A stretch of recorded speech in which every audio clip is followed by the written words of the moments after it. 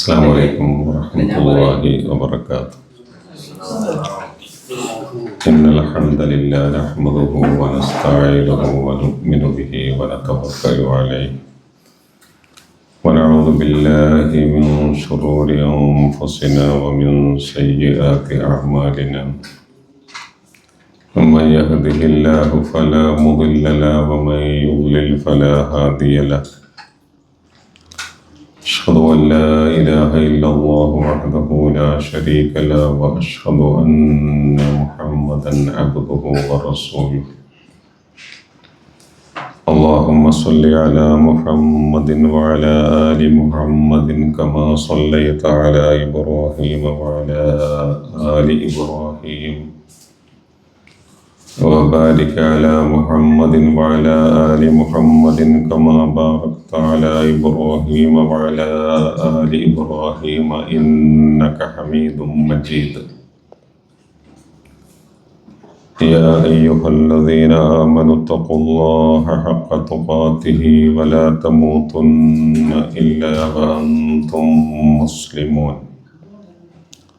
رب اشرح لي صدري ويسر لي أمري واحلل عقدة من لساني يفقهوا قولي. أعوذ بالله من الشيطان الرجيم. بسم الله الرحمن الرحيم. وما تقدموا لأنفسكم من خير تجدوه عند الله وخيرا وأعظم أجرا واستغفروا الله إن الله غفور رحيم. പ്രിയ സഹോദരന്മാരെ, ജീവിതത്തിലുടനീളം തഖ്വ ഉള്ളവരായി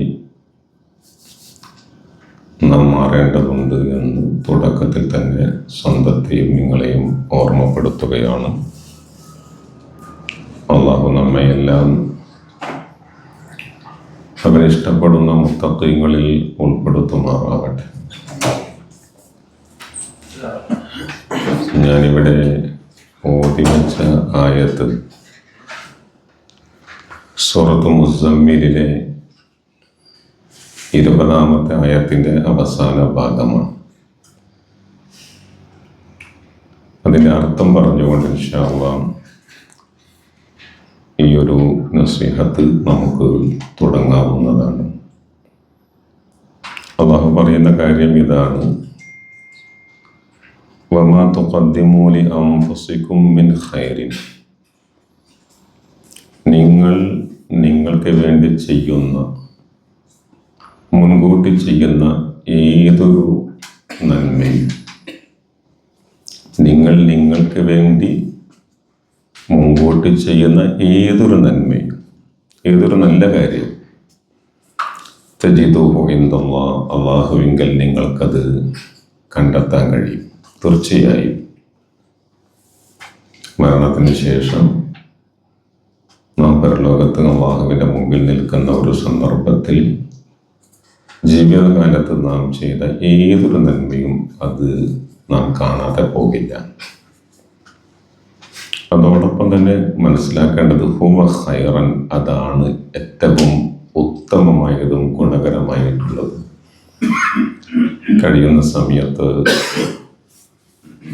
ഈ ഐഹിക ജീവിതത്തിൽ നന്മകൾ വർദ്ധിപ്പിക്കാൻ നമ്മൾ പരമാവധി ശ്രമിക്കുക. അത് വളരെ ഗുണകരമാണ് എന്ന് മാത്രമല്ല, അറിയുക വഅഅ്ളമ അജ്റൻ, അല്ലാഹുവിങ്കൽ വലിയ പ്രതിഫലം നമുക്ക് ലഭിക്കുന്നതുമാണത്. അതുകൊണ്ട് വസ്തഗ്ഫിറുല്ലാഹ്, അല്ലാഹുവോട് എപ്പോഴും നിങ്ങൾ ഇസ്തിഗ്ഫാർ നടത്തണം. അല്ലാഹുവിനോട് പാപമോചന പ്രാർത്ഥന നടത്തണം. അസ്തഗ്ഫിറുല്ലാഹ് എന്ന് പരമാവധി പറഞ്ഞുകൊണ്ടേയിരിക്കണം. അത് നാവ് കൊണ്ട് കേവലം ഉച്ചാരണമല്ല, അത് ഹൃദയത്തിൽ തട്ടിക്കൊണ്ട് അള്ളാഹുവോടുള്ള വലിയ അഭ്യർത്ഥനയാണ്. മാപ്പാക്കണമേ എന്ന അഭ്യർത്ഥന. എന്തുകൊണ്ടെന്നാൽ ഇന്നല്ലാഹ്, തീർച്ചയായും അല്ലാഹു ഗഫൂറുൻ, അവനേറെ പൊറുക്കുന്നവനും റഹീമുൻ, ദയാപരനുമാണ്. അപ്പോൾ ഈ ക്ലാസ്സിലിരിക്കുമ്പോൾ ആദ്യമായി നാം അറിയുന്ന കാര്യം, ജീവിക്കുന്ന കാലത്ത് നാം ചെയ്യുന്ന ഏതൊരു നന്മയും തീർച്ചയായും അല്ലാഹുവിങ്കൽ കണ്ടെത്താൻ നമുക്ക് സാധിക്കുമെന്നതാണ്. അത് കാണാനുള്ള അമിതമായ താല്പര്യത്തിന് വേണ്ടിയാവണം നമ്മുടെ അധ്വാനവും നമ്മുടെ നീയത്തും എന്നാണ് ആമുഖമായി എൻ്റെ പ്രിയപ്പെട്ട സഹോദരന്മാരോട് പറയാനുള്ളത്. നോക്കൂ, നമ്മൾ ഇന്ന് പുതിയ ഒരു മാസത്തിലേക്ക് പ്രവേശിക്കുകയാണ്. ദുൽഹജ്ജയാണ് ആ മാസം. ദുൽഹജ്ജ ഏതൊരു വർഷത്തിൻ്റെയും, ഒരു ഇസ്ലാമിക വർഷത്തിൻ്റെയും അവസാന മാസമാണ്. ആ മാസമാകട്ടെ വളരെ ശ്രേഷ്ഠമായ ഒരു മാസമാണെന്ന് നമുക്കറിയാം. അതിലെ ആദ്യത്തെ 10 ദിനങ്ങൾ ഏറെ സവിശേഷമാണ്.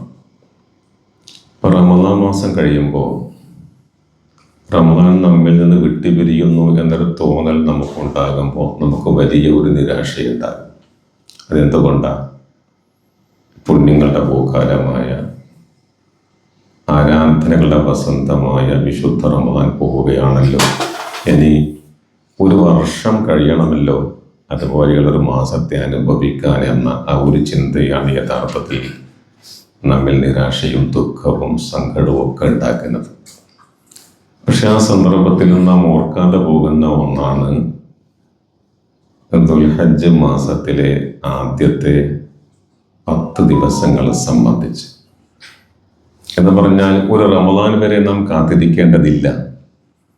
വെറും 2 മാസം കഴിഞ്ഞാൽ വീണ്ടും ഇതുപോലെയോ അല്ലെങ്കിൽ ഇതിനേക്കാൾ ശ്രേഷ്ഠമോ ആയ ദിവസങ്ങൾ നമ്മിലേക്ക് കടന്നു വരുന്നു എന്ന ഒരു ചിന്ത അപ്പോൾ നമുക്കുണ്ടാകുന്നില്ല. നബി സല്ലല്ലാഹു അലൈഹി വസല്ലം പറയാണ്, അഫ്ളലു അയ്യാമി ദുനിയ അയ്യാമൽ അശ്ർ. നിങ്ങൾക്കറിയുമോ, ഈ ഐഹിക ജീവിതത്തിലെ ഏറ്റവും ശ്രേഷ്ഠമായ ദിനങ്ങൾ ഏതാണെന്ന് നിങ്ങൾക്കറിയുമോ? നിങ്ങൾ വിചാരിക്കുന്നത് അത് റമദാനിലെ അവസാനത്തെ 10 ദിവസങ്ങളാണ് എന്നാണെങ്കിൽ അല്ല, അതിനേക്കാൾ ശ്രേഷ്ഠമായ അഫ്ളലു അയ്യാമി ദുനിയ, നാം ജീവിക്കുന്ന ഈ ജീവിത കാലത്ത് ദുനിയാവിലെ ഏറ്റവും ശ്രേഷ്ഠമായ ദിനങ്ങൾ അത് അയ്യാമൽ അശ്ർ, 10 ദിനങ്ങൾ. ഏതാണ് 10 ദിനങ്ങൾ? അത് ദുൽഹജ്ജിലെ ആദ്യത്തെ 10 ദിനങ്ങൾ. അത് വെറുതെ അങ്ങ് പറയുന്നതല്ല. ലോകത്തെ പ്രപഞ്ചത്തെ സൃഷ്ടിച്ച അല്ലാഹു, മാസങ്ങളെ ദിവസങ്ങളെ സൃഷ്ടിച്ച അല്ലാഹു തന്നെയാണ് പറയുന്നത്. എന്ത്? സൂറത്തുൽ ഫജ്റിലെ തുടക്കത്തിൽ വൽ ഫജ്ർ, അല്ലാഹു സത്യം ചെയ്യുകയാണ്. അല്ലാഹു ചില കാര്യങ്ങളെ പിടിച്ച് സത്യം ചെയ്യും. അല്ലാഹു ഒന്നിനെ പിടിച്ച് സത്യം ചെയ്യുമ്പോൾ അതിൻ്റെ അർത്ഥം അതിന് എന്തെല്ലോ ചില മഹത്വങ്ങളുണ്ട് എന്നാണ്. അപ്പോഴാണ് അതിനുള്ള മഹത്വത്തെക്കുറിച്ച്, സ്ഥാനത്തെക്കുറിച്ച്, പദവിയെക്കുറിച്ച് നമ്മൾ ചിന്തിക്കാൻ തുടങ്ങും. വൽ ഫജ്ർ എന്ന് അല്ലാഹു പറയുന്നത് പ്രഭാതത്തെ തന്നെയാണ് സത്യം എന്ന് പറഞ്ഞിട്ട് പിന്നെ അല്ലാഹു എന്താ പറയുന്നത്? വലയാലിൻ അശ്ർ, 10 രാവുകൾ തന്നെയാ സത്യം. 10 രാവുകൾ എന്ന് പറഞ്ഞാൽ അതിൻ്റെ ഉദ്ദേശം 10 ദിനങ്ങൾ, പകലുകൾ എന്നാണ്. ഒരുപക്ഷെ രാവുകൾ ഏറ്റവും ശ്രേഷ്ഠമായത് റമദാനിലെ അവസാനത്തെ 10 ആണെങ്കിൽ പകലുകൾ ഏറ്റവും ശ്രേഷ്ഠമായത് ദുൽഹജ്ജിലെ ആദ്യത്തെ 10 ദിനങ്ങളായിരിക്കും. ഈ കാര്യം നമ്മൾ ശരിക്കും മനസ്സിലാക്കണം. ഇപ്പോൾ ഈ ദുൽഹജ്ജ് എന്ന് പറയുമ്പോൾ അത് ഹജ്ജിൻ്റെ കൂടി ഒരു മാസമാണല്ലോ. ഈ ഇന്ന് മാസം കാണുമെന്നാണ് നമ്മൾ വിചാരിക്കുന്നത്, അല്ലേ? അപ്പോൾ നാളെ നമ്മൾ ദുൽഹജ്ജിലേക്ക് പ്രവേശിക്കുമ്പോൾ അത് ഹജ്ജിൻ്റെ മാസം. പക്ഷേ ഹജ്ജിൻ്റെ മാസങ്ങളായിട്ട് വിശുദ്ധ ഖുർആൻ പറയുന്നത് അൽ ഹജ്ജു അശ്ഹുറും മഅലൂമാത്ത് എന്നാണ്. ഹജ്ജ് അറിയപ്പെട്ട മാസങ്ങളിലാണ്. എന്ന് പറഞ്ഞാൽ ഹജ്ജിൻ്റെ മാസങ്ങൾ പൊതുവെ എണ്ണപ്പെടുന്നത് ശവ്വാൽ, ദുൽഖഅദ്, ദുൽഹജ്ജ്, ഇങ്ങനെ 3 മാസങ്ങളാണ്. പക്ഷെ ഷവ്വാലിലും ദുൽഖഅദിലും ഒന്നും ഹജ്ജില്ല. പിന്നെ എന്തുകൊണ്ടാണ്? ദുൽഖഅദും ഷവ്വാല്, ദുൽഖഅദ്, ദുൽഹജ്ജ്, അങ്ങനെ 3 മാസങ്ങളാണ്. അപ്പോൾ ഈ ഷവ്വാലിൽ ഹജ്ജില്ല, ദുൽഖഅദിലും ഹജ്ജില്ല. ശരിക്കും ഹജ്ജ് എപ്പോഴാണ് തുടങ്ങുന്നത്? ദുൽഹജ്ജ് മാസം 8 മുതലേ ഹജ്ജ് തുടങ്ങുന്നുള്ളൂ. അത് 8 മുതൽ 13 കൂടിയ 6 ദിവസങ്ങൾ മാത്രമേ ഹജ്ജിൻ്റെ കർമ്മങ്ങളുള്ളൂ. പക്ഷെ എന്നാലും ഷവ്വാൽ ഹജ്ജിൻ്റെ മാസമായി എണ്ണാനുള്ള കാരണം അതൊരു തീരുമാനമെടുക്കാനും അതിനെക്കുറിച്ച് ആലോചിക്കാനും സാമ്പത്തികമായ വഴികൾ കണ്ടെത്താനും ആളുകളോട് സമ്മതം ചോദിക്കാനും അല്ലെ, ഒരുപാട് ഇടപാടുകൾ തീർക്കാനുണ്ടാകും അല്ലെ, യാത്രയുമായി ബന്ധപ്പെട്ട ഒരുക്കങ്ങൾ. അപ്പം അതൊക്കെ ഒരുപാട് സമയം ആവശ്യമുള്ളത്. അതിനൊക്കെ വേണ്ടിയാണ്, ഒരു ഇസ്തിഅദാദിന് വേണ്ടി, ഒരു തയ്യാറെടുപ്പിന് വേണ്ടി കൂടിയാണ് ആ മാസങ്ങളൊക്കെ അതിലേക്ക് ചേർത്തത് എന്ന് കൂടി നമ്മൾ മനസ്സിലാക്കണം. അതോടൊപ്പം തന്നെ പ്രിയപ്പെട്ടവരെ, ഈ ദുൽഹജ്ജ് മാസം 4 മാസങ്ങൾ വിശുദ്ധമാണ് എന്ന് നിങ്ങൾക്കറിയാം അല്ലേ? ഏതൊക്കെയാണ് 4 മാസങ്ങൾ? അത് ദുൽഖഅദയാണ്, ദുൽഹജ്ജാണ്, മുഹറം, തുടർച്ചയായി വരുന്ന 3 മാസങ്ങളും മറ്റൊന്നേതാണ്? റജബുമാണ്. ഇത് ഫീഹ അർബഅത്തുൻ ഹുറും, അള്ളാഹുവിൻ്റെ 12 മാസങ്ങളിൽ 4 മാസങ്ങൾ വളരെ സവിശേഷമാണ്, ശ്രേഷ്ഠമാണ്. ആ മാസങ്ങളിൽ നിങ്ങൾ അക്രമം നിങ്ങളോട് തന്നെ ചെയ്യരുത്, പ്രത്യേകം ശ്രദ്ധിക്കണം. ചെറിയ തെറ്റുകൾ പോലും ഗൗരവതരമായി വിലയിരുത്തപ്പെടും, ചെറിയ നന്മകൾക്ക് വലിയ പ്രതിഫലം ലഭിക്കും. ഇതൊക്കെ നമ്മളെ പഠിപ്പിച്ച കാര്യങ്ങളാണ്. യുദ്ധം പാടില്ല, സമാധാനമായിരിക്കണം, അക്രമങ്ങൾ, കൊലപാതകങ്ങൾ ഒന്നും പാടില്ല. അങ്ങനെ വിശുദ്ധമാക്കപ്പെട്ട മാസങ്ങൾ, അതിൽപ്പെട്ട ഒരു മാസം കൂടിയാണ് ഈ ദുൽഹജ്ജ് എന്നുകൂടി സാന്ദർഭികമായിട്ട് നമ്മൾ മനസ്സിലാക്കണം. പിന്നെ നേരത്തെ പറഞ്ഞതുപോലെ ഹജ്ജുമായി ബന്ധപ്പെട്ട് നമ്മൾ അറിയേണ്ടത്, ഹജ്ജ് തുടങ്ങുന്നത് ദുൽഹജ്ജ് എത്രക്കാണ്? 8-നാണ്. 8 മുതൽ 13 വരെയുള്ള 6 ദിവസങ്ങൾക്ക് പ്രത്യേകമായ പേരുകളുമുണ്ട്. ഒന്ന് 8 ഹാജിമാർ മിനായിലേക്ക് പോകുന്ന ദിവസമാണ് അല്ലേ? അതിനെന്താ പറയുക? യൗമു തർവിയ എന്നാ പറയുക. എന്താണ് തർവിയ? തർവിയ എന്ന് പറഞ്ഞാൽ ഈ യാത്രക്കാര് വഴിയിൽ ക്ഷീണിക്കുമ്പോൾ വെള്ളം കുടിക്കാൻ വേണ്ടി ഈ തോൽപാത്രത്തിൽ വെള്ളം കരുതുന്ന ആ ഒരു സംഭവത്തിന് അങ്ങനെ പറയുക. പക്ഷെ ഇവിടെ തർവിയ എന്നതുകൊണ്ട് ഉദ്ദേശം ദുൽഹജ്ജ് 9-ന് അറഫയിൽ പോയി നിൽക്കാനുള്ള ഒരു യോഗ്യത എന്ന് പറയുന്ന ഒന്നുണ്ടല്ലോ അല്ലേ? അറഫയിൽ നിൽക്കാൻ യോഗ്യരാണോ നമ്മൾ? അപ്പൊ പോകാനുള്ള ഒരു മാനസികമായ തയ്യാറെടുപ്പിന് വേണ്ടി ഭക്തി സംഭരിക്കാൻ, യാത്രക്കാർ വെള്ളം സംഭരിക്കും പോലെ ഭക്തി സംഭരിക്കാൻ വേണ്ടിയിട്ടാണ് ഈ തർവിയ ദിനം എന്ന് പറയുന്നത്. അന്ന് മിനായിൽ പോയിട്ട് പ്രാർത്ഥനകൾ, ദുആകൾ, ഇസ്തിഗ്ഫാറുകളൊക്കെ വർദ്ധിപ്പിച്ച് അല്ലെ, നാളെ അറഫയാണ്. അറഫ എന്ന് പറഞ്ഞാൽ അതാണ് ഹജ്ജ് അല്ലെ? അൽ ഹജ്ജു അറഫ, അതാണ് ഹജ്ജ്. അപ്പൊ ആ ഹജ്ജിന് വേണ്ടിയുള്ള അങ്ങേയറ്റത്തെ ഒരുക്കത്തിന് വേണ്ടിയുള്ള ദിവസമാണ് യൗമു തർവിയ എന്ന് പറഞ്ഞാൽ. 9-ാമത്തെ ദിവസത്തിന് നമുക്കറിയാം എന്താ പറയുക? നമ്മൾ യൗമു അറഫ എന്നാ പറയുക. അന്നൊരു നോമ്പ് നോറ്റാൽ നിങ്ങൾ നോക്കൂ, 2 വർഷത്തെ ചെറിയ ദോഷങ്ങളൊക്കെ പൊറുക്കപ്പെടും അല്ലേ? കഴിഞ്ഞതും വരാനിരിക്കുന്നതുമായ 2 വർഷങ്ങൾ, അത് യൗമു അറഫയാണ്. 10-ന് എന്താ നമ്മൾ പറയുന്നത്? അത് യൗമു നഹറാണ്, ബലിയുടെ ദിനമാണ് അല്ലേ? അന്നാണ് നമ്മൾ ബലി അറുക്കുക, ഏറ്റവും പുണ്യമായ കർമ്മമാണ്, നിങ്ങളത് മനസ്സിലാക്കിയിട്ടുണ്ട്. പിന്നീടുള്ള 3 ദിവസങ്ങളിൽ അയ്യാമുത്ത് ശരീക്കാണ് അല്ലേ? ഹജ്ജുമായി ബന്ധപ്പെട്ട മറ്റ് കർമ്മങ്ങൾ, മിനായിലെ കല്ലേറുകൾ, ഇതൊക്കെ നമ്മെ സംബന്ധിച്ചിടത്തോളം ആഘോഷ ദിവസങ്ങൾ കൂടിയാണ്. ഇസ്ലാമിൽ 5 ദിവസങ്ങൾ നോമ്പ് പാടില്ല, ഹറാമാണ് എന്ന് നമ്മൾ മനസ്സിലാക്കിയിട്ടുണ്ട്. ഒന്ന് ചെറിയ പെരുന്നാളാണ്, മറ്റൊന്ന് വലിയ പെരുന്നാളാണ്, പിന്നെയോ അയ്യാമുത്ത ശരീക്കിലെ വലിയ പെരുന്നാളിനോട് തുടർന്ന് വരുന്ന 3 ദിവസങ്ങളുമാണ്. ഈ 5 ദിവസങ്ങൾ ഒഴികെ നിങ്ങൾക്ക് എപ്പോഴും നോമ്പ് നിൽക്കാം. അതാണ് ഇസ്ലാമിൻ്റെ കർമ്മശാസ്ത്ര വിധി എന്ന് പറയും. ഇനി നമ്മൾ മനസ്സിലാക്കേണ്ട ഒരു കാര്യം, എന്തുകൊണ്ടാണ് ദുൽഹജ്ജിന് ഇത്ര വലിയ പ്രാധാന്യം എന്നാണ്. അത് നമ്മൾ അറിയേണ്ട ഒരു കാര്യമാണ്. ദുൽഹജ്ജിന് വലിയ പ്രാധാന്യം എന്തുകൊണ്ട് കൈവന്നു എന്നാണ്. അതിൻ്റെ പ്രധാനപ്പെട്ട ഒരു കാര്യം പണ്ഡിതന്മാരൊക്കെ പറയുന്നത്, നിങ്ങൾ നോക്കൂ, ഇസ്ലാമിൻ്റെ ദഅവത്ത് ആദ്യമായി ചരിത്രത്തിൽ ആരംഭിച്ച പ്രവാചകൻ ആരാണ്? നൂഹ് നബി അലൈഹി ഇസ്ലാമാണ്. ആരാണ്? ആദം നബി പ്രവാചകൻ ഒരു നബിയാണ്. പക്ഷെ ദഅവത്ത് എന്ന ഉത്തരവാദിത്വം അദ്ദേഹത്തിനില്ലായിരുന്നു.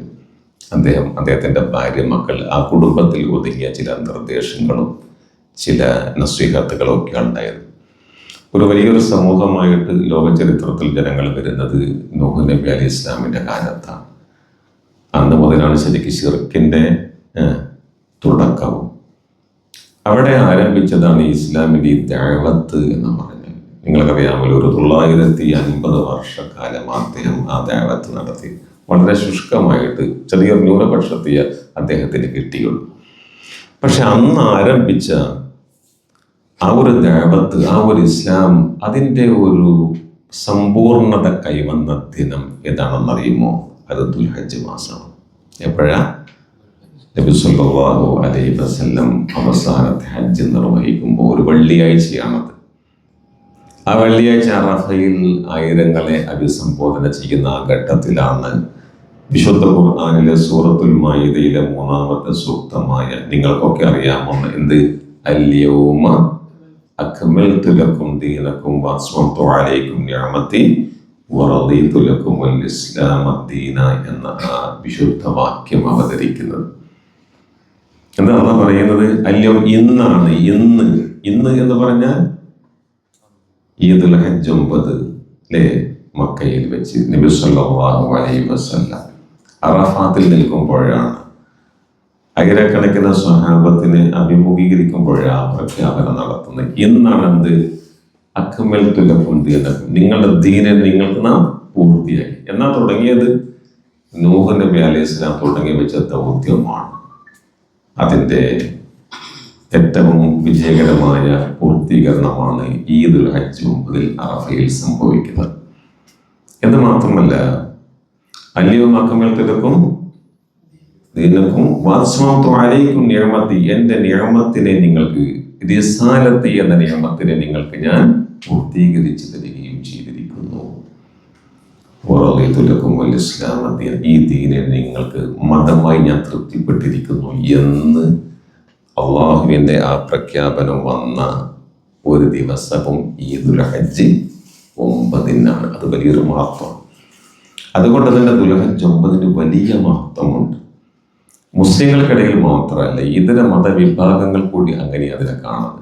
നിങ്ങൾ നോക്കൂ, ഈ ഖലീഫ ഉമർ ഇബ്നുൽ ഖത്താബ് റളിയല്ലാഹു തആല അൻഹു, അദ്ദേഹം ഭരണാധികാരിയായിരിക്കും. അദ്ദേഹത്തിൻ്റെ അടുക്കൽ ഒരു ജൂതൻ വരുന്നുണ്ട്. അതിന് ഒരു ജൂതൻ, അദ്ദേഹം വന്നിട്ട് അമീറുൽ മുഅ്മിനീൻ ഉമർ ഇബ്നുൽ ഖത്താബ് റളിയല്ലാഹു തആല അൻഹുവോട് പറയുന്നത്, യാ അമീറുൽ മുഅ്മിനീൻ. അദ്ദേഹം അങ്ങനെയാണ് വിളിക്കുന്നത്. എന്താണ് ഇതിൻ്റെ അർത്ഥം? അമീറുൽ മുഅ്മിനീൻ, വിശ്വാസികളുടെ നേതാവാണ് ആര്? ഉമർ ഇബ്നുൽ ഖത്താബ് റളിയല്ലാഹു തആല അൻഹു. പക്ഷെ അദ്ദേഹത്തിന്റെ അടുത്ത് വന്ന ജൂതൻ പോലും വിളിക്കുന്നത് എന്താണ്? യാ അമീറുൽ മുഅ്മിനീൻ. എന്നിട്ട് അദ്ദേഹം പറയാണ്, നോക്കൂ, ആയത്തുൻ ഫീ കിതാബിക്കും, നിങ്ങളുടെ ഗ്രന്ഥത്തിൽ ഒരായത്തുണ്ടല്ലോ, തഖ്റഊനഹ, നിങ്ങൾ സാധാരണ പാരായണം ചെയ്യുന്ന ഏതാണ് ആയത്ത്? നമ്മളിപ്പം പറഞ്ഞതാണ്. ഏതാണ് ആയത്ത്? അൽയൗമ അക്മൽതു ലക്കും എന്ന ആയത്ത്. അത് നിങ്ങളുടെ ഗ്രന്ഥത്തിലുണ്ടല്ലോ. നോക്കൂ അമീറുൽ മുഅ്മിനീൻ, ലൗ അലൈന മഅ്ശറൽ യഹൂദി നസലത്, ആ ആയത്തെങ്ങാനും ഞങ്ങൾ ജൂത സമൂഹത്തിലാണ് അവതരിച്ചിരുന്നതെങ്കിൽ, ഞങ്ങൾ ജൂത സമൂഹത്തിലാണ് ഇതുപോലെയുള്ള ഒരു ആയത്ത് അവതരിച്ചിരുന്നതെങ്കിൽ,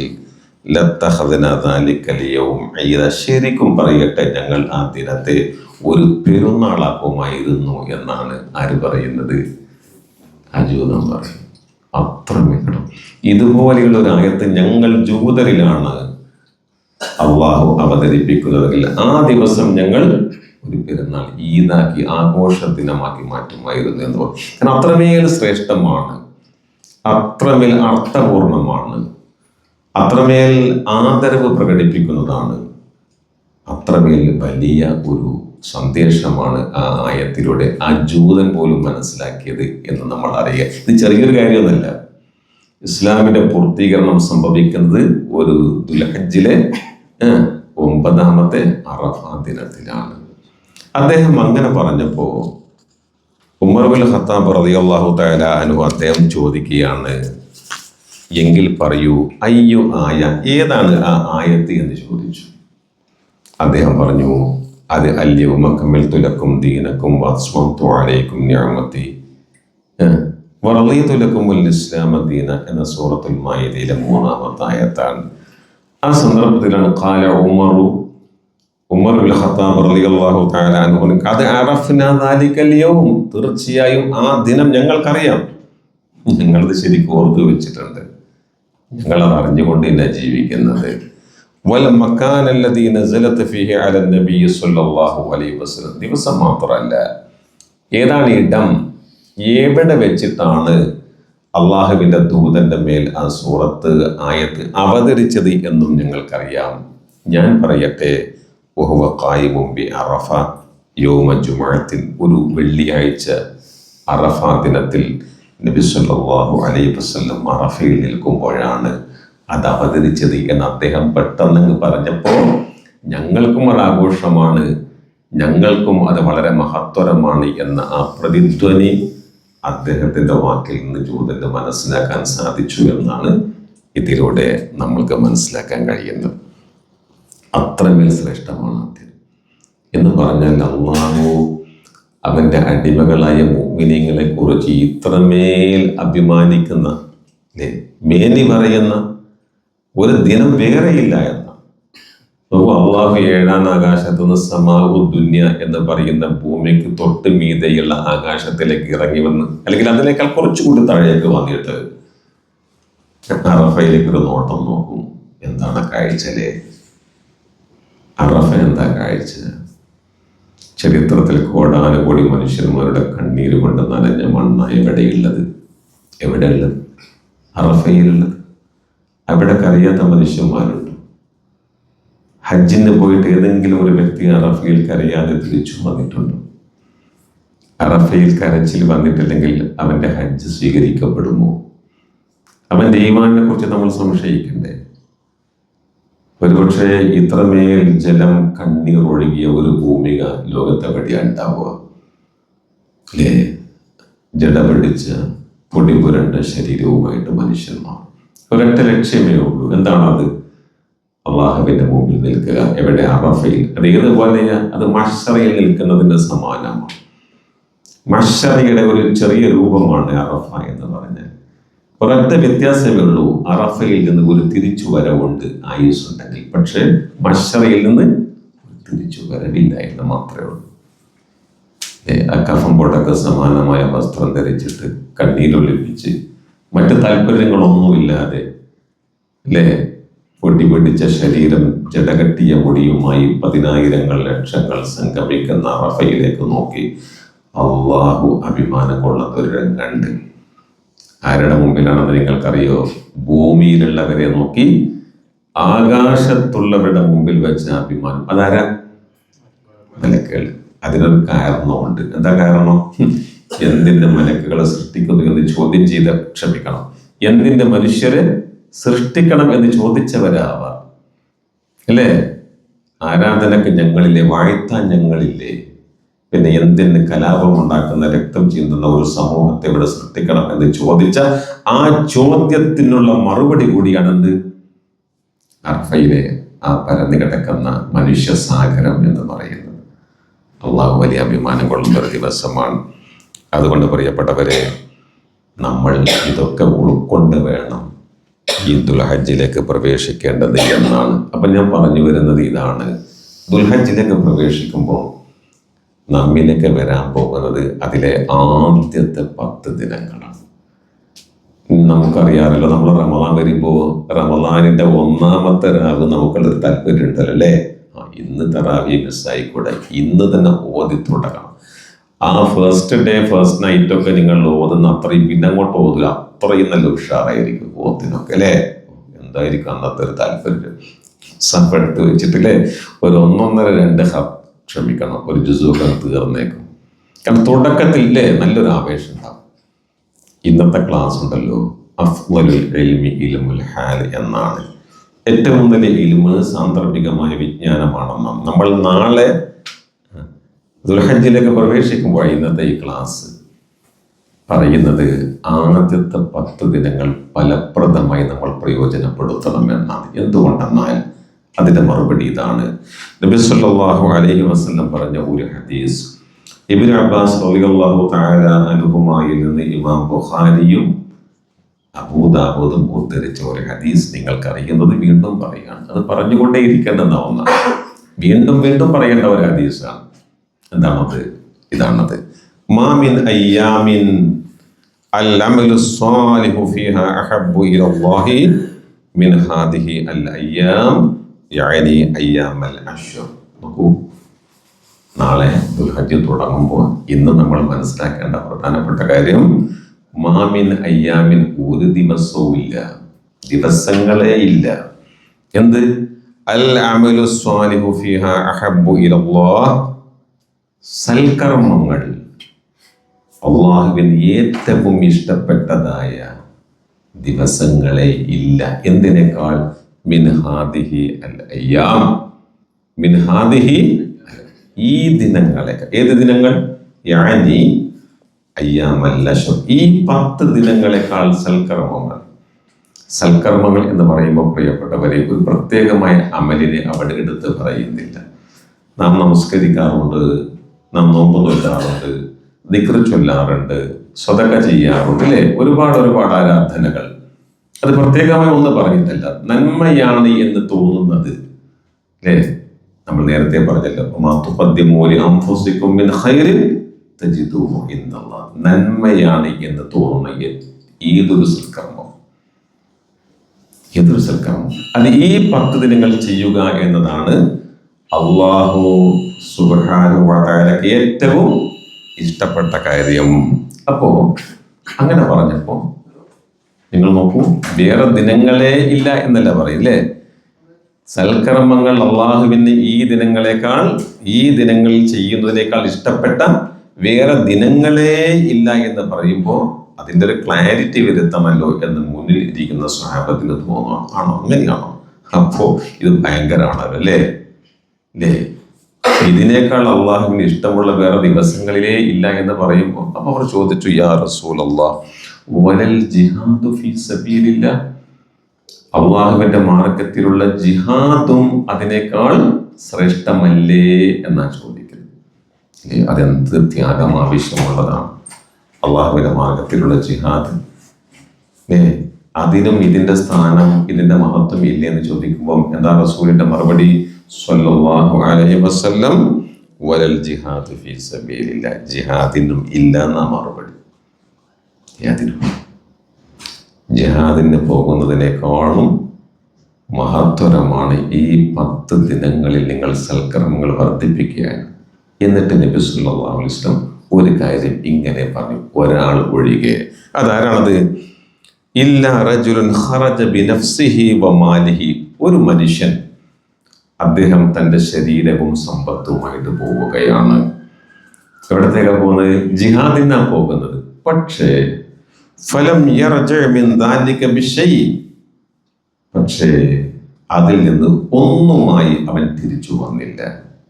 എന്താ അർത്ഥം? പോകുന്നത് ശരീരവും ഉള്ള സമ്പത്തുമായിട്ടാണ്. ശരീരവും സമ്പത്തുമായിട്ട് ജിഹാദിന് പോയ ആ മനുഷ്യൻ പിന്നെ അതുമായി തിരിച്ചു വന്നില്ല എന്ന് പറഞ്ഞാൽ എന്താ അർത്ഥം? ആൾ ഷഹീദായി പോയി. ആ ഷഹീദായ മനുഷ്യന്റെ കർമ്മം ഒഴികെ ബാക്കിയെല്ലാം ഈ ദിനങ്ങളിൽ ചെയ്യുന്നതാണ് ശ്രേഷ്ഠമെന്ന് റസൂലുള്ളാഹി സ്വല്ലല്ലാഹു അലൈഹി വസല്ലം. ആ മനുഷ്യന്റെ കാര്യം അത് വേറെ ശ്രേഷ്ഠമാണ്.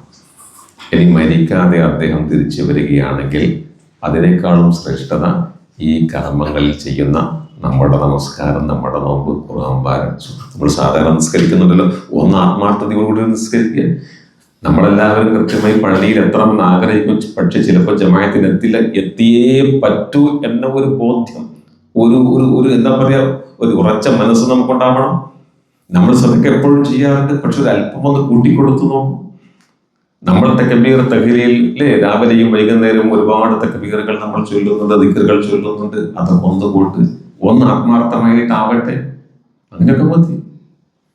അങ്ങനെ നമ്മൾ ചെയ്യുക എന്നത് അള്ളാഹുവിന് ഏറെ ഇഷ്ടമാണ് എന്നതാണ് നബി സല്ലല്ലാഹു അലൈഹി വസല്ലം നമ്മെ അറിയിക്കുന്നത്. അപ്പോൾ ഒരു ചോദ്യം ഉണ്ടാവും, അപ്പൊ എന്തുകൊണ്ടാണ് ഈ 10 ദിവസങ്ങൾക്ക് ഇത്ര ശ്രേഷ്ഠത? അല്ലേ? ദുൽഹജ്ജിന്റെ ശ്രേഷ്ഠത നമ്മൾ പറഞ്ഞു. പിന്നെ എന്തുകൊണ്ടായിരിക്കാം ഇങ്ങനെ മാത്രം നബി സല്ലല്ലാഹു അലൈഹി വസല്ലം പറയാൻ മാത്രമുള്ള ശ്രേഷ്ഠത എന്താണ് എന്നതിനെ കുറിച്ച് പണ്ഡിതന്മാരൊക്കെ ഒരുപാട് ചർച്ചകൾ നടത്തി, ഒരുപാട് അഭിപ്രായങ്ങളൊക്കെ ഉണ്ട്. പക്ഷെ അതിൽ ഏറ്റവും പ്രാമാണികമായിട്ടുള്ളത്, ഏറ്റവും അസഹ് എന്ന് പറയാൻ പറ്റുന്ന ഒരു അഭിപ്രായം പറഞ്ഞത് ഇമാം ഇബ്നു ഹജർ അൽ അസ്ഖലാനി റഹ്മത്തുള്ളാഹി അലൈഹി. ആരാണ് ഇബ്നു ഹജർ അസ്ഖലാനി? അദ്ദേഹം ആരാണ്? ലോക പ്രശസ്തമായ ഹദീസ് ഗ്രന്ഥമായ സ്വഹീഹുൽ ബുഖാരിക്ക് വ്യാഖ്യാനം എഴുതിയ മഹാപണ്ഡിതനാണ്. അദ്ദേഹം പറഞ്ഞ കാരണം എന്താണ് അത് നമ്മൾ അറിഞ്ഞിരിക്കണം. അദ്ദേഹം പറയുന്നത് വല്ലദി യദ്ഹർ, മനസ്സിലാകുന്ന കാര്യം ഇതാണ്, അന്നസ്സബബ ഫി ഇംതിയാസി അശ്രി ദുൽഹിജ്ജ, ദുൽഹജ്ജ് മാസത്തിന്റെ ഈ ആദ്യത്തിലെ 10ന്റെ സവിശേഷതക്കുള്ള കാരണം ബോധ്യപ്പെടുന്നത് ഇതാണ്. എന്താണ്? ലിമക്കാനി ഇജ്തിമാഇ ഉമ്മഹാത്തുൽ ഇബാദത്തി ഫീഹി, അതാണ്. അഥവാ എല്ലാ അടിസ്ഥാന ആരാധനകളും, ഉമ്മഹാത്തുൽ ഇബാദ എന്ന് പറഞ്ഞാൽ ആരാധനകളുടെ മാതാവ് എന്നും പറയാം. അടിസ്ഥാന ആരാധനകളൊക്കെ സമ്മേളിക്കുന്നത് എവിടെയാണ്? ഈ ദുൽഹജ്ജിലെ ആദ്യത്തെ 10 ദിനങ്ങൾ അടിസ്ഥാന ആരാധനകൾ. നമ്മൾ ഇസ്ലാം കാര്യം തന്നെയൊക്കെ നിങ്ങൾ അതൊക്കെയാണ്. ഒന്ന് ഷഹാദത്ത് കഴിഞ്ഞാൽ പിന്നെ അതൊക്കെ നമസ്കാരം എവിടെയുണ്ട്? ഈ 10ലുണ്ട്. പിന്നെ എന്താ? നോമ്പ് ഇതിലുണ്ടല്ലോ അല്ലേ? നോമ്പ് നോൽക്കാൻ നമുക്ക് അറഫയിൽ നോൽപ്പുണ്ട്.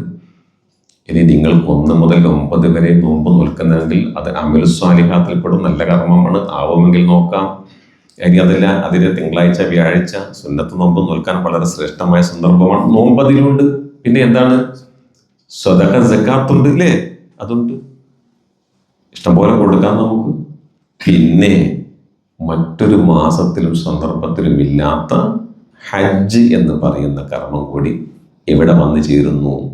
ഈ ദുൽഹജ്ജ് 10ാം ദിവസം 8 മുതൽ വന്നു ചെയ്തു. അപ്പൊ അടിസ്ഥാന ആരാധനകളൊക്കെ സമ്മേളിക്കുന്ന ഒരു ദിവസങ്ങളാണ് എന്ത്? ഈ 10. മാത്രമല്ല ഉളഹിയത്ത്, അതുകൂടി പണ്ഡിതന്മാർ പറഞ്ഞിട്ടുണ്ട്. ഉളഹിയത്ത് കൂടി എന്തുണ്ട്? ഇബ്രാഹിം നബി അലൈഹി ഇസ്ലാമിന്റെ പുത്രൻ ഇസ്മായിൽ അലൈഹി ഇസ്ലാമിന്റെ ത്യാഗനിർഭരമായ ജീവിതത്തെ അനുസ്മരിച്ചുകൊണ്ട് നമ്മൾ ചെയ്യുന്ന പുണ്യമായ ഒരു കർമ്മമുണ്ടല്ലോ, ഉളഹിയത്ത്. അതൊക്കെ വന്നു ചേരുന്നത് എവിടെയാണ്? ഈ 10ല്. അതുകൊണ്ടാണ് ഇതിന് ഇത്രമേൽ ശ്രേഷ്ഠമെന്ന് ഇമാം ഇബ്നു ഹജർ അൽ അസ്ഖലാനി റഹ്മത്തുള്ളാഹി അലൈഹി പറയാം. അപ്പൊ ഈ കാര്യങ്ങളൊക്കെ അപ്പൊ എനിക്ക് നിങ്ങളോട് പറയാനുള്ളത്, എന്നോടും പറയാനുള്ള കാര്യം എന്താ അറിയും? മനുഷ്യന്മാർക്ക് 2 സമീപനങ്ങൾ ഉണ്ടാവും. ഒന്ന്, ഇങ്ങനെയൊക്കെ കേൾക്കുമ്പോൾ ഇല്ലേ, അള്ളാഹു അതിനെ തൗഫീഖ് ചെയ്യുമാറാവട്ടെ, ഇങ്ങനെയൊക്കെ കേൾക്കുമ്പോൾ എന്തായാലും നാളെ ദുൽഹജ്ജ് തുടങ്ങണമെങ്കിൽ ഈ 10 ദിവസം ഉപയോഗപ്പെടുത്തണം എന്ന് ചിന്തിക്കുന്ന ചില മനുഷ്യന്മാരുണ്ടാകും അല്ലേ? നാളത്തെ സുബി എന്തായാലും പള്ളിയിൽ തന്നെ അത്ര ജമാഅത്ത് നഷ്ടപ്പെടുത്തിക്കൂടാ, ഖുർആനൊക്കെ ഓതണമെന്നാണ്. ഈ 10 ദിവസം ഒന്ന് പരമാവധി ശ്രദ്ധിക്കണം. ഇനിയിപ്പോൾ ഒന്ന് കിട്ടണമെങ്കിൽ കൊല്ലം അല്ലേ കഴിയണ്ടേ, അടുത്ത റമളാൻ വരണം. ആ വിധത്തിൽ ചിന്തിച്ച് അതിന് വേണ്ടി പണിയെടുക്കുന്ന മനുഷ്യന്മാരുണ്ട്. അതൊരു സമീപനമാണ്, നല്ലതാണ്, പരമാവധി ഉപയോഗപ്പെടുത്തും. മറ്റൊന്നെന്താണ്? ഇതുപോലെ എത്ര മഹത്തരമായ സന്ദർഭങ്ങൾ, നിമിഷങ്ങൾ, ദിവസങ്ങളൊക്കെ വന്നാൽ അതൊന്നും ഞാനുമായി ബന്ധപ്പെട്ട് എന്നെ അത് ബാധിക്കുന്നില്ല അല്ലേ? എന്നത് ബാധിക്കുന്നില്ല. അങ്ങനൊക്കെ വരും പോകും എന്ന് കരുതിയിട്ട് അതിനെ അവഗണിച്ച് ഉദാസീന മടിയനായി അലസനായി അവന്റെ ജീവിത ചക്രവുമായി അക്രമത്തിൽ അങ്ങനെ ജീവിച്ചു പോകുന്ന മനുഷ്യന്മാർ മഹാപരാജയമാണ്. എൻ്റെ പ്രിയപ്പെട്ടവരെ, ഒറ്റ കാര്യം നിങ്ങൾ നോക്കിയാൽ, നേരത്തെ പറഞ്ഞല്ലോ, നിങ്ങൾക്ക് വേണ്ടി നിങ്ങൾ മുൻകൂട്ടി ചെയ്യുന്ന ഏതൊരു നന്മയും നിങ്ങൾക്ക് കണ്ടെത്താൻ കഴിയും എന്ന് പറഞ്ഞാൽ, ആ അമലു സ്വാലിഹാത്ത് ഏറ്റവും അള്ളാഹുവിന് ഇഷ്ടപ്പെടുന്നത് ഈ ദുൽഹജ്ജിലെ 10 ദിവസങ്ങളാണ് എന്നറിയുമ്പോൾ നാം എന്തിനാ മാന്തിച്ച് മടിച്ചു നിൽക്കണം ഇല്ലേ? നിങ്ങൾ ആയത്ത് ഈ സന്ദർഭത്തോടൊന്ന് കൂട്ടി വായിച്ചു നോക്ക് ഇല്ലേ? നമ്മൾ എന്തിന് പിന്നോട്ട് പോകണം എന്ന് മാത്രമല്ല, ഇതുപോലുള്ളൊരു അവസരം കിട്ടണമെങ്കിൽ ചിലപ്പോൾ നോക്കൂ, മാസം പിന്നെ 8 കഴിയണം, വേണ്ടേ? 10 കഴിയണം. ഇമാം ഹസൻ ബസരി റഹ്മത്തുള്ളാഹി അലൈഹി, അദ്ദേഹം ഒരു താബിയായ പണ്ഡിതനാണ്. താബി എന്ന് പറഞ്ഞാൽ ഈ സഹാബികൾക്ക് ശേഷം വന്ന ആൾക്കാണ് നമ്മൾ എന്ത് പറയുക, താബി എന്ന് പറയുക അല്ലേ? അദ്ദേഹം പറഞ്ഞിട്ടുണ്ട്, മനുഷ്യ യാ ഇബ്ന ആദം, ഓ മനുഷ്യ, ഇന്നമാ അന്ത അയ്യം, നീ എന്ന് പറഞ്ഞാൽ നീ ആരാ? ദിവസങ്ങളുടെ ഒരു സമാഹാരമാണ്. നീ എന്ന് പറഞ്ഞാൽ ആരാ? കുറേ ദിവസങ്ങൾ ചേർത്ത് വെച്ചാൽ എന്താ? അതാണ് നീ എന്ന് അദ്ദേഹം പറഞ്ഞു. എന്നിട്ട് അദ്ദേഹം പറയാണ്, ഫൈദാ ദഹബ യൗമുൻ, ദിവസങ്ങളുടെ സമാഹാരമായ നീയിൽ നിന്ന് ഒരു ദിവസം അങ്ങ് പോയി കഴിഞ്ഞാലോ, ദഹബ ബഅദുക, നിന്നിലെ ഒരു അംശം പോയി കഴിഞ്ഞു. അതിലല്ലേ ഒരു മനുഷ്യൻ, നിങ്ങൾ നോക്കൂ പ്രിയപ്പെട്ടവർ, ഒരാള് 60 വയസ്സ് വരെ ഒരാൾ ജീവിക്കാൻ വിചാരിക്കുക. 60 വയസ്സ് വരെ ജീവിക്കുന്ന ഒരു മനുഷ്യൻ ഏകദേശം ഒരു 22,000 ദിവസങ്ങളിൽ ജീവിക്കും. എത്ര? ഏകദേശം ഒരു 22,000 ദിവസങ്ങളിൽ ജീവിക്കും. വൈകുന്നേരം സൂര്യൻ അസ്തമിക്കുമ്പോഴോ ആ മനുഷ്യനെ സംബന്ധിച്ച് ഒരു ദിവസം കഴിഞ്ഞല്ലോ, അല്ലേ? കഴിഞ്ഞില്ലേ? കഴിഞ്ഞോ? സൂര്യൻ അസ്തമിക്കുന്ന ദിവസം കഴിഞ്ഞു എങ്കിൽ ആ ദിവസം എന്നത് അവന്റെ ശരീരത്തിന്റെ ആയുസിന്റെ ഒരു പാർട്ടാണ്. അതങ്ങ് പോവുകയാണ്. ഇങ്ങനെ പോകുന്നത് ആയുസല്ലേ? നമ്മൾ ജനിച്ചത് മുതൽ നമ്മുടെ ഖബറിലേക്കുള്ള ദൂരം കൂടുകയാണോ ചെയ്യുന്നത്, കുറയാണോ ചെയ്യുന്നത്? ഖബറിലേക്കുള്ള ദൂരം കൂടുകയാണോ കുറയാണോ ചെയ്യുന്നത്? കുറയല്ലേ? ഓരോ ദിനം കുറയല്ലേ ഇല്ലേ? നമ്മൾ സമയം പോകുന്നില്ല എന്നാണ് നമ്മുടെ കംപ്ലൈന്റ്. സമയം പോകുന്നില്ല. പിന്നെ പോകാത്ത പ്രശ്നമൊന്നുമില്ല നമുക്ക്, അല്ലേ? എത്ര മണിക്കൂറെങ്കിലും ഇങ്ങനെ സ്ക്രോൾ ചെയ്ത് പോയാൽ നമുക്ക് പ്രശ്നങ്ങളൊന്നുമില്ല. എന്നാലും പറയും സമയം പോയി കിട്ടണ്ടേ. എങ്ങോട്ടായി പോക്ക്, അല്ലേ? എങ്ങോട്ടായി പോകുന്നത്? അതുകൊണ്ട് പ്രിയപ്പെട്ടവരെ, നമ്മൾ പരമാവധി ഈ ദിവസങ്ങൾ പ്രയോജനപ്പെടുത്തണം എന്ന് തന്നെയാണ് പറയാനുള്ളത്. അള്ളാഹുവിൻ്റെ റസൂലിൻ്റെ അടുത്ത് ഒരാൾ വരുന്നത്, ഒരു അറാബിയ വരുന്നത്.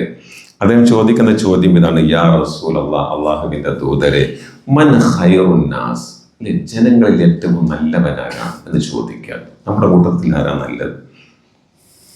കൂടുതൽ സ്വതക്ക ചെയ്യുന്നവരാണോ? നന്നായി സംസാരിക്കുന്നവരാണോ? അല്ലേ? വലിയ സമ്പത്തുള്ളവരാണോ? നന്നായി പെരുമാറുന്നവരാണോ? ആരാ ഖൈറുൻ നാസ്? നബി സല്ലല്ലാഹു അലൈഹി വസല്ലമയുടെ മറുപടി എന്താണ്? മൻ ത്വാല ഉംറുഹു വഹസുന അമലുഹു എന്നാണ്. ഒരു മനുഷ്യന് ദീർഘായുസ് കിട്ടി, ആ കിട്ടിയ കാലത്ത് അത്രയും കർമ്മങ്ങൾ നന്നാക്കി. ദീർഘായുസ് കിട്ടി, കർമ്മങ്ങൾ, നല്ല കർമ്മങ്ങൾ. നമ്മൾ ദീർഘായുസിന് വേണ്ടി പ്രാർത്ഥിക്കണം, അല്ലേ? അതോടൊപ്പം തന്നെ നമ്മൾ ആഫിയത്തിന് വേണ്ടി പ്രാർത്ഥിക്കണം. ഈ ആഫിയത്ത് എന്തിനാ? സൂഹിക്കാൻ വേണ്ടിയിട്ടാണോ? ഇബാദത്തുകളും കർമ്മങ്ങളും നന്നായി ചെയ്യാൻ വേണ്ടിയിട്ടാണ്. ഒരുപാട് ആയുസ് കിട്ടേണ്ട കാര്യമില്ലല്ലോ, അല്ലേ? നമുക്ക് ഇബാദത്ത് ചെയ്യാൻ കഴിയില്ല, ആയുസ് കൊണ്ട് കാര്യമില്ലല്ലോ. അപ്പൊ ആയുസ് ഒരുപാട് കിട്ടുന്ന ഒരു മനുഷ്യന് അക്കാലം അത്രയും, നോക്കൂ നിങ്ങൾ, കർമ്മങ്ങൾ നന്നായി ചെയ്യാൻ കഴിയുക എന്ന് പറഞ്ഞാൽ അവരാണ് മനുഷ്യരിൽ ഏറ്റവും നല്ലത്. അദ്ദേഹം വീണ്ടും ചോദിക്കുന്നു, അള്ളാഹുവിന്റെ ആരാണ് ഏറ്റവും കെട്ട മനുഷ്യൻ, മോശം? അള്ളാഹിന്റെ റസൂലിന്റെ മറുപടി എന്താ? അതിന് നേരെ വിപരീതമാണ്. മൻ ത്വാല ഉംറുഹു വസഅ അമലുഹു, ആ ദീർഘായുസ് കിട്ടി, പക്ഷേ കർമ്മങ്ങൾ വളരെ ചീത്ത, മോശം. എന്തുകൊണ്ടാ? വാക്ക് നല്ലതല്ല, പ്രവൃത്തി നല്ലതല്ല.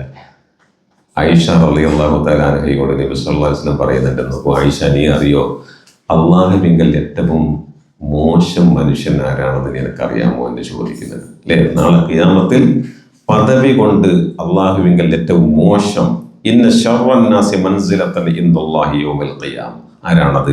അത് നോക്കൂ, നിങ്ങളൊക്കെ മനസ്സിലായിക്കോളൂ.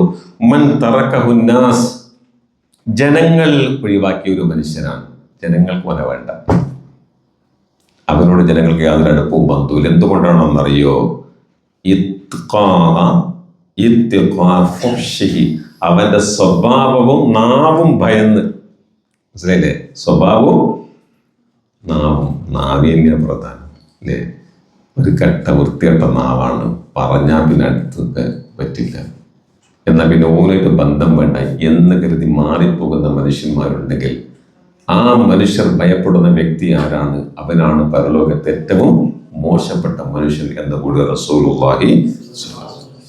അങ്ങോട്ട് പറയുന്ന കാര്യം ഇത്രയേ ഉള്ളൂ എന്ന് പറഞ്ഞാൽ, നമ്മൾ നോക്കൂ, ഒരു വലിയ ഒരു സന്ദർഭം, നല്ല ഒരു എന്താ പറയുക, ഒരു ഓഫറിൻ്റെ റമദാൻ പോലെ ഒരു കാലഘട്ടം നമ്മിലേക്ക് വരികയാണ്. എന്താണോ ചെയ്യാൻ കഴിയുക അത്രയും നമ്മൾ കൂട്ടി ചെയ്യുന്ന വേണം.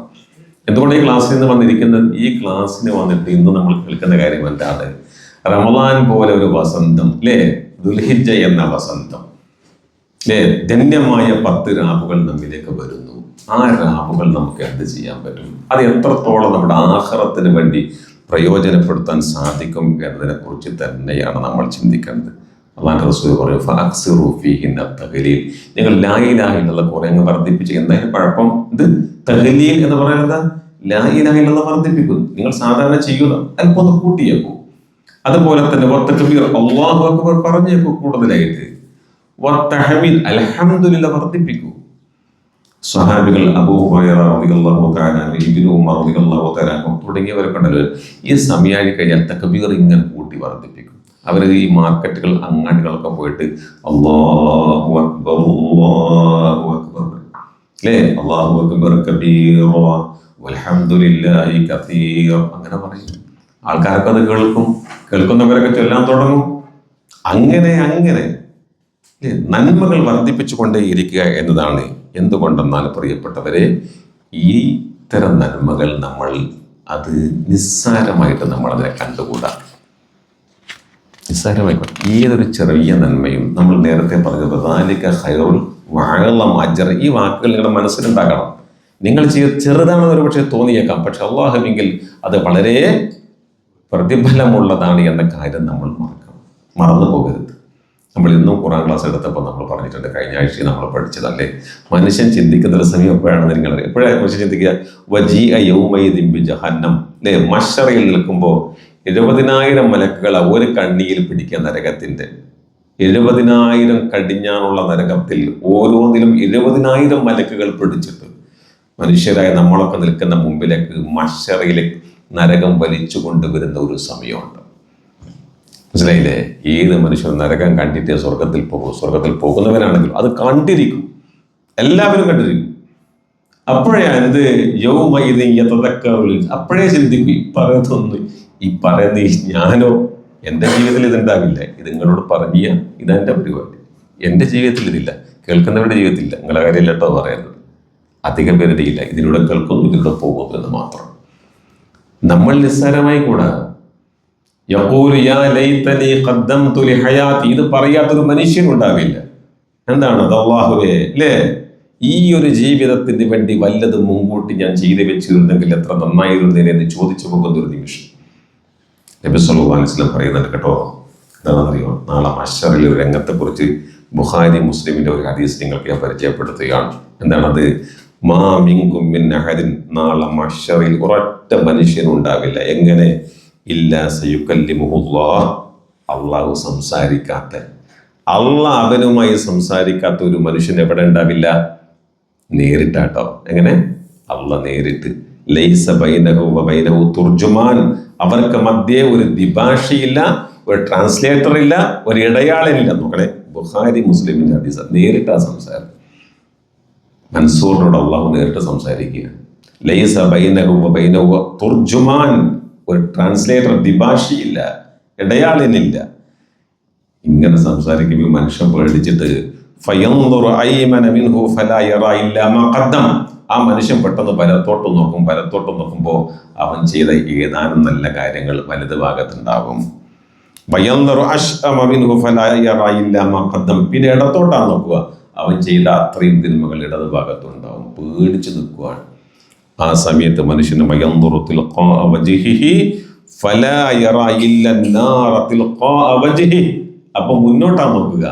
മുന്നോട്ട് നോക്കുമ്പോൾ കാണുന്നത് ഞാൻ നേരത്തെ പറഞ്ഞ ഓരോ കണ്ണിയും 70,000 മലക്കുകൾ പിടിച്ചു വലിച്ചു കൊണ്ടുവന്ന ആ നരകത്തെ നഗ്നമായ കണ്ണുകൊണ്ട് ഈ മനുഷ്യൻ കാണുകയാണ്. നരകൻ കാണുന്നത്. നരകത്തെ കുറിച്ച് അത് നമ്മൾ ഒരുപാട് പറഞ്ഞിട്ടുണ്ട്. എന്നിട്ട് ഇത്രയും പറഞ്ഞിട്ട് നബി സല്ലല്ലാഹു അലൈഹി വസല്ലം പറയുന്ന ഒരു കാര്യം, പ്രിയപ്പെട്ടവരെ, ഫത്തഖുന്നാർ, കേട്ടോ, നിങ്ങൾ സൂക്ഷിക്കേണ്ടത് ഈ നരകം. അള്ളാഹുവിന്റെ മുമ്പിൽ നിൽക്കുന്ന മനുഷ്യൻ മുമ്പിൽ നരകം കാണുമ്പോൾ ആ നരകത്തെ നിങ്ങൾ സൂക്ഷിക്കണം. എന്തുകൊണ്ട്? ബിശിഖ്ഖി തംറത്തിൻ, ഒരു കാരക്കച്ചികൾ കഷ്ണം കൊണ്ടെങ്കിലും. എന്തുകൊണ്ട് അങ്ങനെ പറയാൻ കാരണം?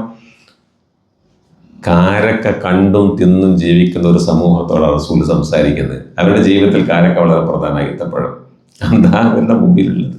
അതുകൊണ്ടാണ് പറയുന്നത്. നമ്മളോടാണെങ്കിൽ എന്താ പറയുക? ഒരു മണി അരി എന്നാ പറയും അല്ലേ, അല്ലെ ഒരു കഷ്ണം തേങ്ങ എന്ന് പറയും.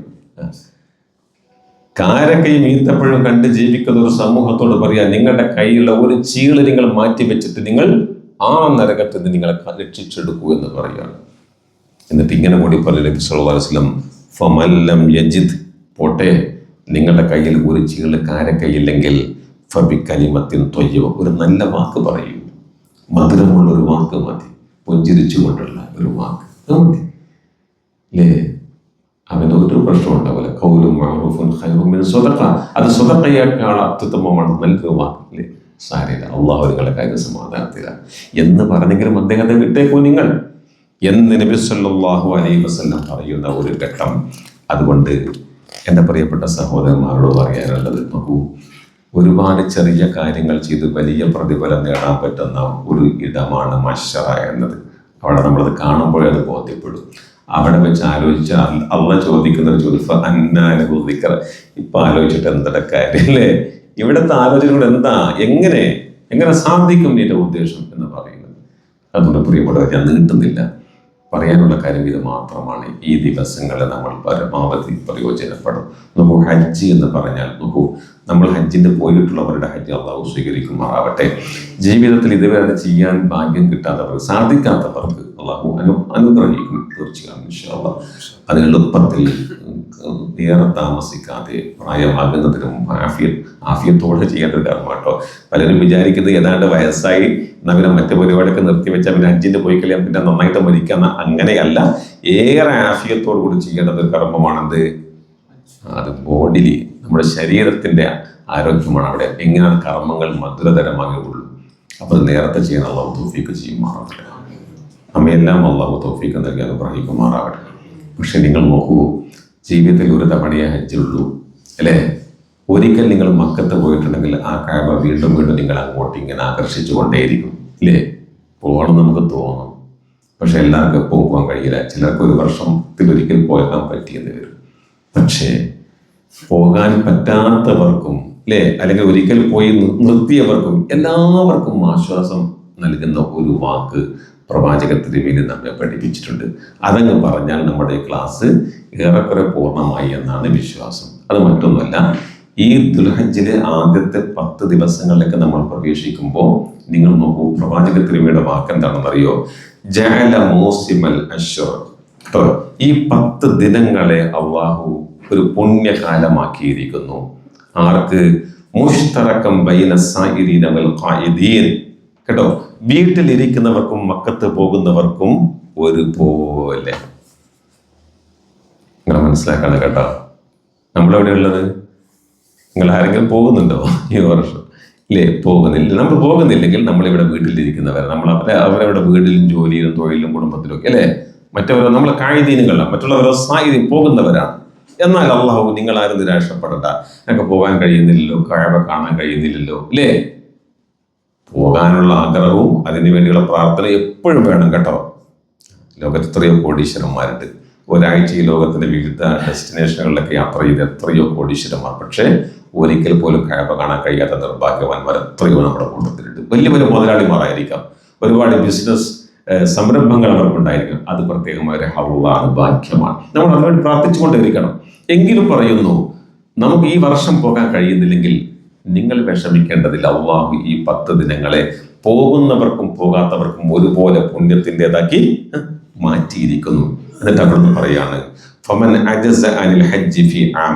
ഒരു വർഷത്തിൽ പോകാൻ, ഹജ്ജിന് പോകാൻ കഴിയുന്നില്ല എങ്കിൽ ഖദറഫിൽ അശ്രി അല അമലി യഅമലുഹു ഫി ബൈതിഹി. നോക്കൂ, ആ 10 ദിനങ്ങളിൽ വീട്ടിലിരുന്നു കൊണ്ടാണ് നമ്മൾ ഈ പറഞ്ഞ വിധത്തിൽ അവൻ കർമ്മങ്ങൾ ചെയ്യുന്നതെങ്കിൽ, മനസ്സിലാകുന്നുണ്ടല്ലോ അല്ലേ? പോകുന്നില്ല, പക്ഷെ ഈ 10 ദിനങ്ങളെ ഫലപ്രദമായിട്ട് ഉപയോഗപ്പെടുത്തുന്നതെങ്കിൽ നോക്കൂ, അത് അഫ്ളലു മിനൽ ജിഹാദ് അല്ലദീ ഹുവ അഫ്ളലു മിനൽ ഹജ്ജ്. കേട്ടോ, ഹജ്ജിനേക്കാളും അതിനേക്കാൾ ശ്രേഷ്ഠമായ ജിഹാദിനേക്കാളും ശ്രേഷ്ഠമാണ് വീട്ടിൽ ഇരുന്നു കൊണ്ടുള്ള, നാട്ടിൽ നിന്നുകൊണ്ടുള്ള ഈ കർമ്മങ്ങൾ എന്ന് റസൂലുള്ളാഹി സ്വല്ലല്ലാഹു അലൈഹി വസല്ലം പറയുമ്പോ എത്ര മഹത്തരമാണ്. പോകാത്തവർക്ക് കൂടി അനുഭവിക്കാൻ കഴിയുന്ന അതിമഹത്തായ അനുഗ്രഹം. അതുകൊണ്ട് നമ്മൾ പറയാനുള്ളത് മാത്രമാണ്. നമ്മൾ ഇത്രേ പറഞ്ഞത്. നാളെ ദുൽഹജ്ജ് 1 ആണെങ്കിൽ 10 വരെ പരമാവധി നന്മകൾ ചെയ്യുക, തൗബ വർദ്ധിപ്പിക്കുക, ഇസ്തിഗ്ഫാർ വർദ്ധിപ്പിക്കുക, ജമാഅത്ത് നമസ്കാരങ്ങൾ ഒഴിവാക്കാതിരിക്കുക, അള്ളാഹുവിന്റെ തൃപ്തിക്കും പൊരുത്തത്തിനും മഗ്ഫിറത്തിനും വേണ്ടി നിരന്തരമായി പ്രാർത്ഥിച്ചുകൊണ്ടിരിക്കുക, സദഖകൾ ധാരാളമായി കഴിയുന്നത്രയും നമ്മൾ ചെയ്യുക, അതാണ് വാക്കുകൾ നന്നാക്കുക, നല്ല പ്രതീക്ഷ അള്ളാഹുവിൽ വെച്ച് പുലർത്തുക, അള്ളാഹുവെ കുറിച്ച് നല്ലത് മാത്രം ചിന്തിക്കുക. എല്ലാവരും പടപ്പുകളോട്, സഹജീവികളോട് അങ്ങേയറ്റത്ത് സ്നേഹവും കാരുണ്യവും വെച്ച് പുലർത്തുക. നാം ആരെയും വെറുക്കണ്ട, നാം ആരെയും കുറ്റപ്പെടുത്തിയും വേണ്ട. ഈ നാവ് കാരണം നമ്മിൽ നിന്ന് ആരും അകന്ന് പോകരുത്. ഈ നാവിനെ അങ്ങേയറ്റം സൂക്ഷിക്കുക. ഒരു മനുഷ്യന് ഒരു ഉപകാരം ചെയ്യാൻ നമുക്ക് സാധിക്കുന്നില്ലെങ്കിലും ഒരു ഉപദ്രവം ആർക്കും ചെയ്യാതിരിക്കാൻ നമ്മൾ പ്രത്യേകം ശ്രദ്ധിക്കണം. അള്ളാഹു നമ്മെ എല്ലാവരെയും അനുഗ്രഹിക്കുമാറാവട്ടെ. റഹ്മാനായ അള്ളാഹുവേ, ഈ 10 ദിനങ്ങളെ ഏറ്റവും ഫലപ്രദമായി ഉപയോഗപ്പെടുത്താൻ നീ ഞങ്ങൾക്ക് തൗഫീഖ് നൽകണമേ റഹ്മാനെ.